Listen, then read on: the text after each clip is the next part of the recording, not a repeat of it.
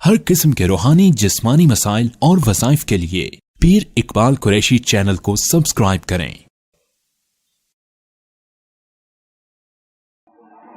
تو حضور علیہ السلام کی جوانی میں کعبۃ اللہ کی تعمیر کا قوم قریش نے آغاز کیا۔ انہوں نے کہا کہ اس کو گراؤ، سب کو گرا دیا۔ انہوں نے پھر اس کی دیواریں چڑھائیں، وہ اساس موجود تھی، بیس اس کی، یوں اس کو دیواریں چڑھائیں۔ پیسہ سب نے جمع کیا، فنڈنگ ہوئی، کا حرام پیسہ نہیں، سود کا نہیں، شراب کا نہیں، ناچ گانے کا نہیں۔ عرب کے لوگ تھے، مشرک تھے، لیکن آج کے مسلمانوں سے بہتر تھے کہ آج لوگ جھنڈیاں لگا دیتے ہیں، لائٹنگ لگا دیتے ہیں، مدرسوں میں دے دیتے ہیں، مسجدوں میں دے دیتے ہیں جوئے کے پیسے۔ کروڑ روپیہ حرام کمایا، 2 لاکھ روپیہ مسجد میں دے کے اپنے آپ کو پاک کر لیتے۔ ایسا نہیں ہونا چاہیے۔ حرام کا پیسہ ثواب کی نیت سے دیں گے تو اسلام سے نکل جائیں گے۔ حرام کا پیسہ آپ مسجد میں نہیں دے سکتے، مدرسے میں نہیں دے سکتے، آپ نے ثواب کی نیت ہی نہیں کرنی۔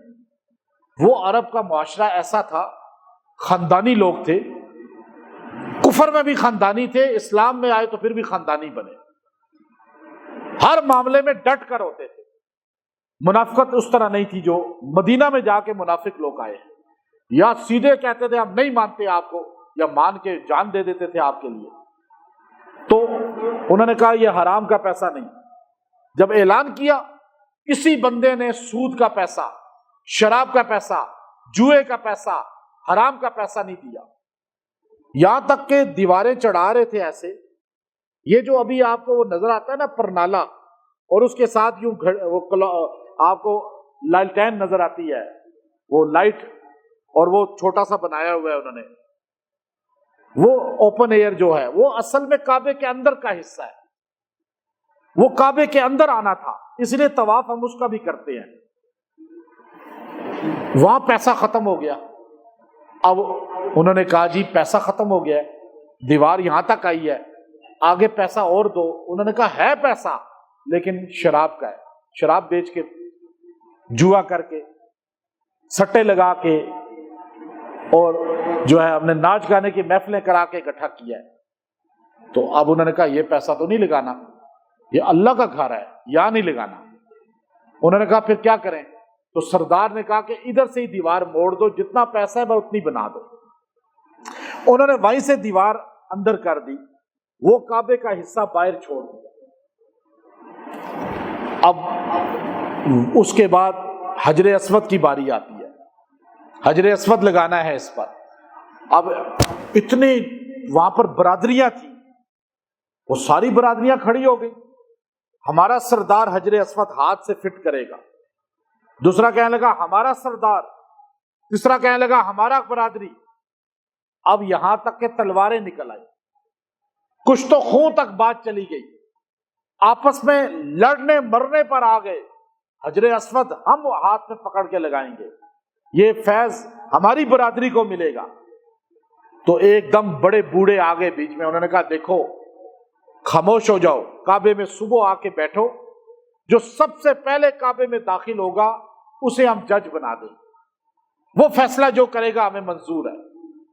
جب صبح یہ سارے کے سارے چھپ کر بیٹھے تو دیکھتے ہیں سب سے پہلے، فجر سے پہلے جو بندہ کعبے میں داخل ہوا وہ محمد عربی صلی اللہ علیہ وسلم۔ تو ساروں نے کہا کہ یہ ہمارے ثالث ہیں، جج ہیں۔ اب حضور علیہ السلام کو بلایا، آپ فیصلہ کریں۔ آپ کی عمر 30 سال کے قریب تھی، اعلان نبوت سے بہت پہلے کی بات ہے یہ۔ تو آپ صلی اللہ علیہ وسلم نے فرمایا کہ حجر اسود کو رکھنا ہے نا، تو اس کے لیے فیصلہ میرا مانو گے؟ کہا بالکل مانیں گے۔ آپ نے فرمایا اپنی قوم کے سارے بندے، ایک بندہ نمائندہ سردار وہ میرے پاس کھڑا کر دیں۔ ہر برادری کا ایک بڑا سرکار دو عالم صلی اللہ علیہ وسلم کے پاس کھڑا ہو گیا۔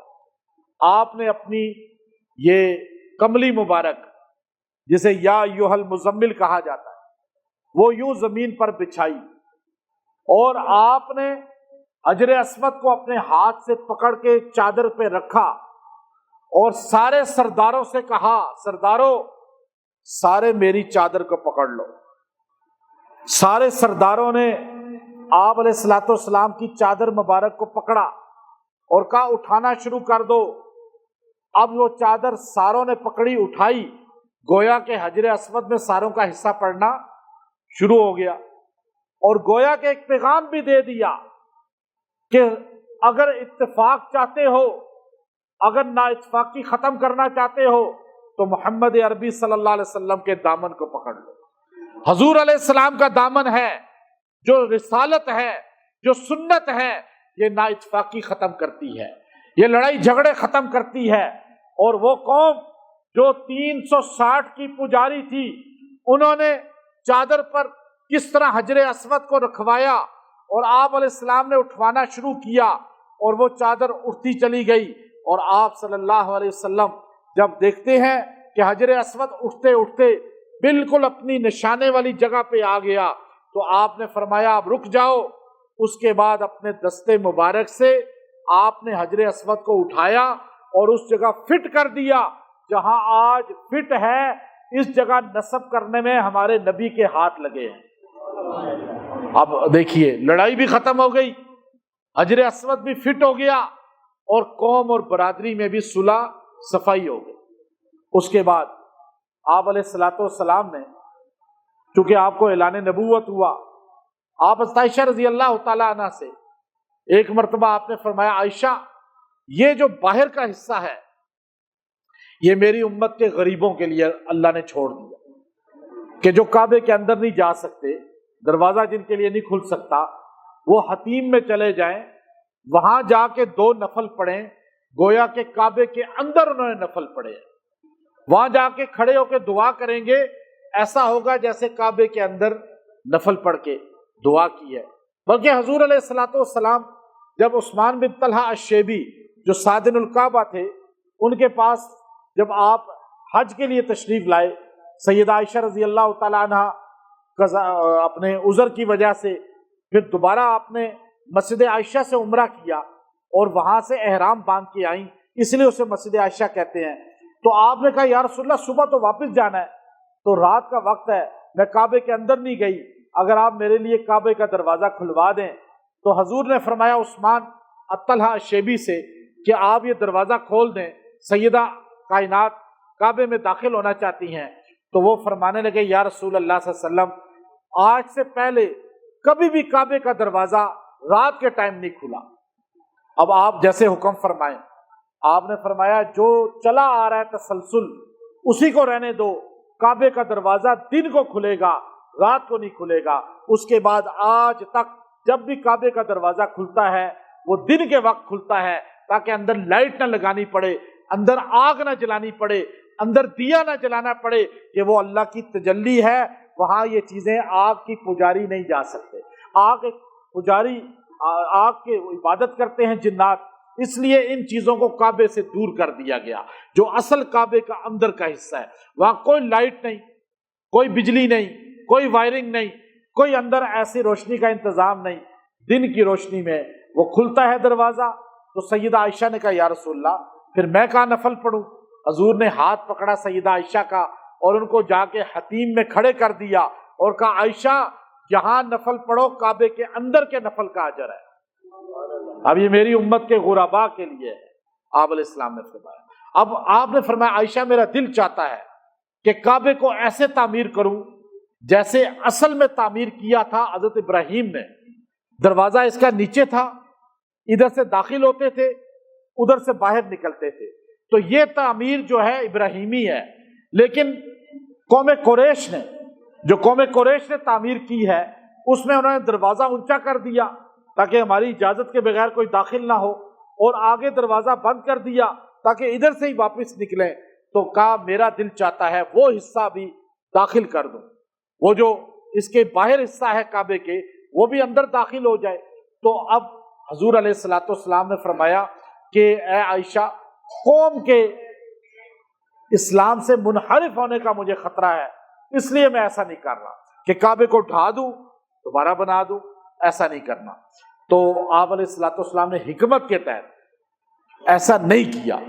لیکن بعد میں جب عبداللہ بن زبیر رضی اللہ تعالیٰ عنہ کعبۃ اللہ میں آپ نے اپنی 6 سال حکومت قائم کی اور آپ کی خلافت قائم تھی، اور حجاج بن یوسف نے، ولید بن عبد الملک نے باقاعدہ منجنیق کے ذریعے پہاڑوں سے پتھر مار مار کے حضرت عبداللہ ابن زبیر کو شہید کیا اور کعبۃ اللہ کی دیواروں میں شغاف بنا دیے۔ عبداللہ ابن زبیر نے اپنی خلافت کے دوران باقاعدہ طور پہ کعبۃ اللہ کو اسی طرح بنایا جیسے عائشہ رضی اللہ تعالیٰ عنہا نے فرمایا تھا، نبی علیہ السلام نے فرمایا تھا۔ عبداللہ ابن زبیر نے 6 سال مکہ میں خلافت آپ کی رہی، یمن پہ آپ کی خلافت تھی، اور آپ مکہ، مدینہ، یمن ان تمام علاقوں میں 6 سال تک خلافت میں رہے، اور اموی دور بنو امیہ کے لوگ مکہ میں اور اس خلافت میں مداخلت نہیں کر رہے تھے۔ بعد میں ولید بن عبد الملک نے پھر اس پہ سنگ باری کی، لیکن 6 سال میں کعبہ آپ نے ڈھا کر دوبارہ اسی طرح بنا دیا جیسے فرمان رسول تھا۔ آپ نے دروازہ یہاں نیچے رکھا، ادھر سے باہر جانے کا دروازہ، اور ادھر آپ نے باہر کا حصہ بھی اندر داخل کر لیا، جو کعبے کو پورا چکور مکمل بنا دیا۔ جب حجاج نے دیکھا کہ یہ عبداللہ بن زبیر، یہ تو نام ان کا چل جائے گا، ولید بن عبد الملک نے، بنو امیہ کے چند لوگوں نے بیٹھ کے کہا کہ نہیں، کعبے کو اسی طرح بنائیں جیسے محمد عربی صلی اللہ علیہ وسلم کے زمانے میں تھا۔ انہوں نے پہلے جو منجنیقوں سے پتھر مارے، کعبے میں شغاف پڑے، اور عبداللہ ابن زبیر وہیں نماز میں شہید ہوئے۔